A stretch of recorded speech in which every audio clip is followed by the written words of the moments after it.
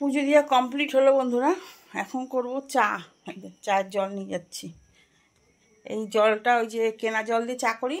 কেনা জল দিয়ে চা করলে না চাটা কালারটা খুব সুন্দর আসে। দেখো কারেন্ট চলে গেছে, সকালবেলায় কারেন্ট চলে যায়, ভালো লাগে, জ্বালা যন্ত্রণা। আর বাইরেও কিরকম মেঘলা মেঘলা ওয়েদার।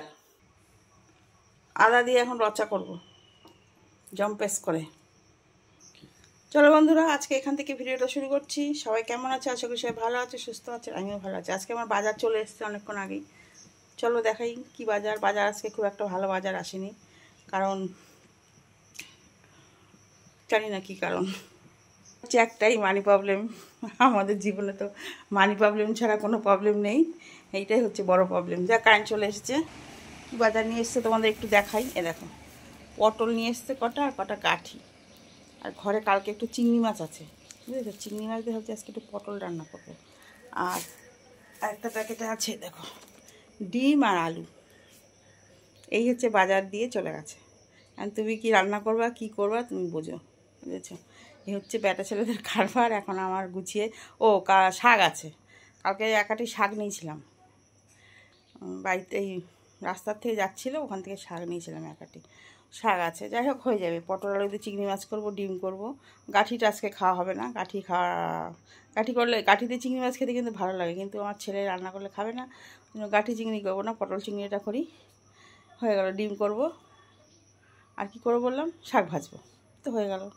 চলো চাটা আগে খেয়ে নিই, তারপরে তোমাদের সাথে দেখা হচ্ছে। আজকে চাটা একটা দারুণ জিনিস দিয়ে খাবো। এখন চা বানানো রেডি। বললাম না চায়ের সাথে একটা ভালো জিনিস খাবো, এই যে বাবুজি কেক। বাবুজি কেক খেতে কিন্তু খুব ভালো লাগে, তাই না? অন্য কেকের চেয়ে কিন্তু বাবুজি কেকটা খেতে খুব ভালো লাগে। তো চলো চাটা খেয়ে নিই, তারপরে যাবো রান্নাবান্নার দিকে। দেখো রান্না বসিয়ে দিয়েছি। এই যে পটল আলুটা ভাজছি। আর দেখো পটলটা ভালো করে ভেজে দিয়েছি। আর এই যে মশলা হচ্ছে দেখো, টমেটো, আদা আর লঙ্কা বাটা, আর জিরে ধনের গুঁড়ো আছে। এই পেঁয়াজ কিছু দেবো না। আর দেখো মাছটা বেছে খুব ধুয়ে নিয়েছি। মাছ আমি ভাজবো না, আলুটা দিয়ে যখন মশলাটা একদম কষানো হয়ে যাবে তখন মাছটা দেবো। কারণ ভেজে রান্না করলে না মাছ চিংড়ি মাছগুলো শিখতে হয়ে যায়, সেই জন্য এইভাবেই আমি রান্না করি। দেখো শাক ভালো করে বেছে, এখনও ধোয়া হয়নি, জলে চুবিয়ে রেখেছি। এবার তরকারিটা বসিয়ে তারপরে শাকটা ভালো করে ধোবো। আর ডিম ঘরে সিদ্ধ হচ্ছে। রান্নাবান্না কমপ্লিট করে খেতে বসে গেছি। পুরো মানে সব কিছু গুছিয়ে গাছিয়ে বসেছি। সবার খাওয়া হয়ে গেছে, আর বাড়ির সদস্যদের খাওয়া হয়ে গেছে। আমি লাস্টে বসে দিয়ে দেখো ডিম কষা করেছিলাম 5টা, ছেলেকে 2টো দিয়েছি, আর আমার বাড়ির লোক একটা খেয়েছে, আর 2টো আছে। আমি ভাবছি এখন ডিম খাবো না, কারণ এই যে চিংড়ি মাছ দিয়ে আর পটল আলু তরকারি করেছি, এটা দিয়ে আমার খাওয়া হয়ে যাবে। আর এখানে ডাঁটার শাক নিয়েছি, ডাঁটার শাক আলু সিদ্ধ দিয়ে মেখেছি। ডিমটা রাত্রে খাবো। রাত্রে তো আবার খেতে লাগে বলো, একবার খেলে তো আর হয় না।